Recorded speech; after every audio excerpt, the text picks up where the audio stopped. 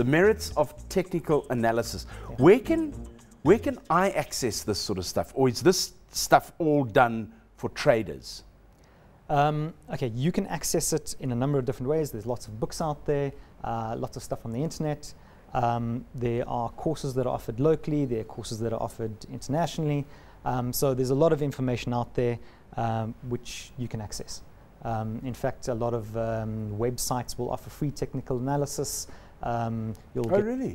Reports from banks and from stock brokerages, and yeah, it's readily available.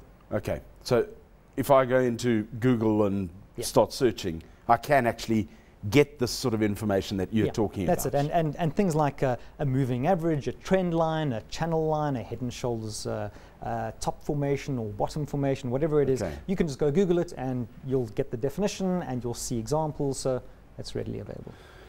Right, I'm lost already. Yeah. Head and shoulders and back massages and all the rest of it. It's getting a bit. Let's go to this next chart now.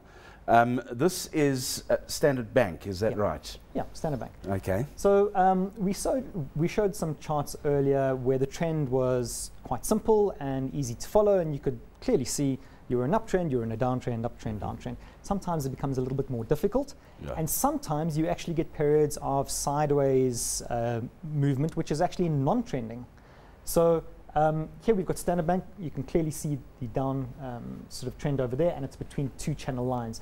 That has trading potential because, as you know, when you rally back to that trading or to that channel line, you can short the market and you can cover when you get to the bottom of the channel line. So they give you trading opportunities. When you break out from this down channel, then obviously you're in an uptrend. And you can see that uptrend there between those two yellow lines. And again, you can have trading opportunities when you hit the top of that channel line. You can go short or sell your stock. When you hit the bottom of the channel line, you can go long. We sort of, okay, now I'm going to try and be a technical analyst. Right. We're sort of going nowhere with this right now, hey? Exactly. You've gone into a sideways pattern, and in fact, you've even taken out those lows. And if you remember, the definition of a downtrend line was lower highs and lower lows. So you started to make lower lows around at about 100 Rand there, and that doesn't look too pretty. So yeah, it's gone nowhere. Standard Bank has gone sideways, and in fact, we've just started a downtrend at the moment. So not a stock that you actually want to be going long of at this stage. There are lots of trading opportunities, and when you rally to an old high, that will be resistance, and you can short it. When you fall back to an old low, that will be support. And it's quite simple. If a share rallies and stops at a certain price, okay, and then corrects, okay, we'll take Standard Bank as an example. It runs to 120 Rand. And it trades at 120 Rand, that's the high, and it then corrects. Okay, and it falls to 100 Rand. The next time it gets back to 120 Rand, it will be resistance. And the reason being is somebody's bought at 120 Rand and he sat with this loss of 20% in Standard Bank for quite a while, or for however how long that share price declined. When it gets back to 120 Rand, natural instinct says, I've been in a loss. Sell it. Let me just sell out at break even. Okay. And so there is rationale for why old highs are resistance and old lows are support. So never ever understood this thing about resistance levels, and you've just explained it to me. There we go. And it makes perfect sense. Yeah, absolute sense. Also, you'll notice little tricks like Gann, who was a trader back in the 1920s. He said, have a look at 50% levels, okay?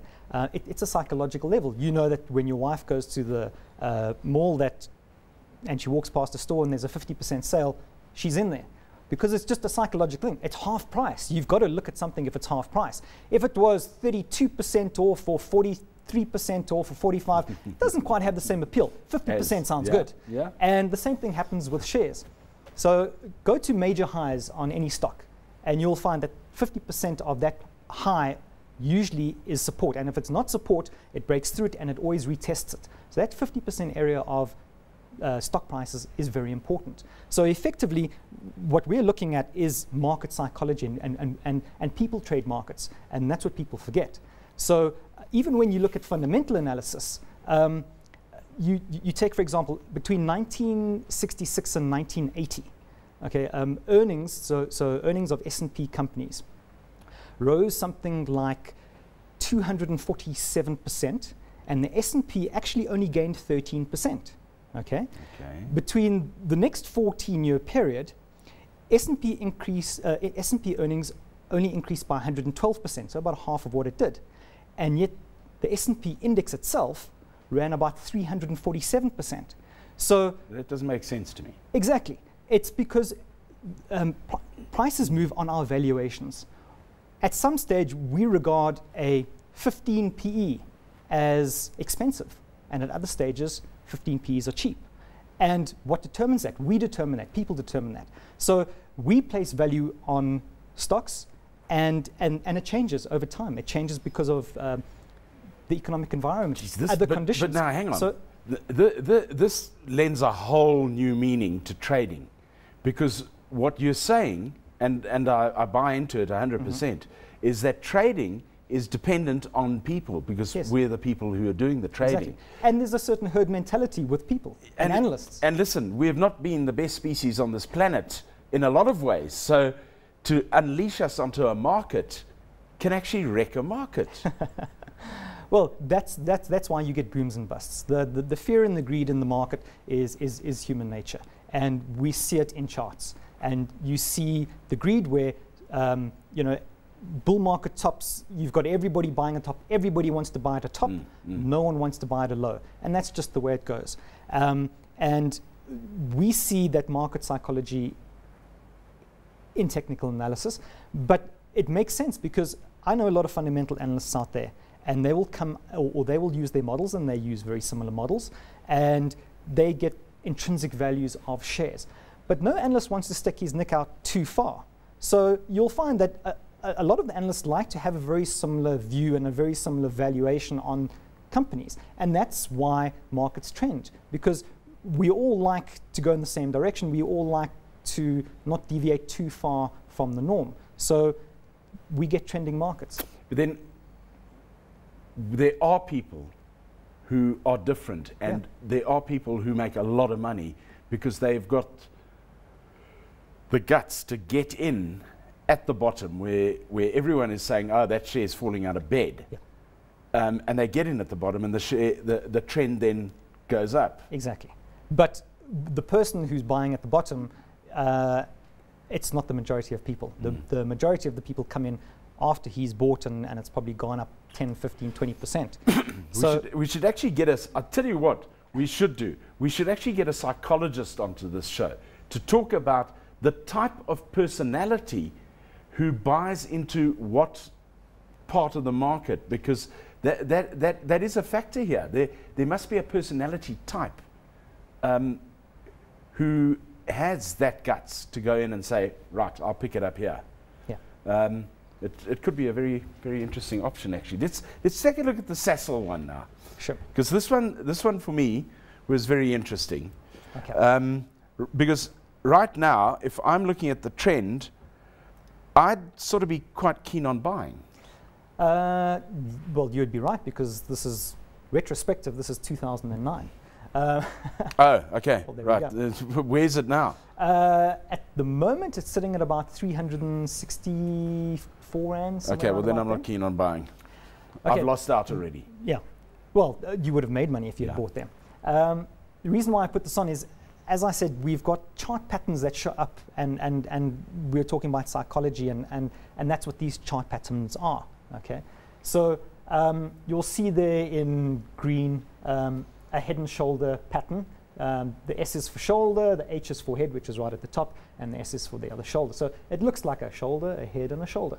Okay. Now, when you break that line there, which is called the neckline, okay, as I said, it has, let's call it about a 70% chance of correcting, and it'll correct the height of that pattern. So what you do is you measure the height of that pattern, so that height of the head. Yeah. You measure it, and I've got a little line drawn there. Yeah. And you project it down, and that should be the target. And you can see what happened. We had this pattern.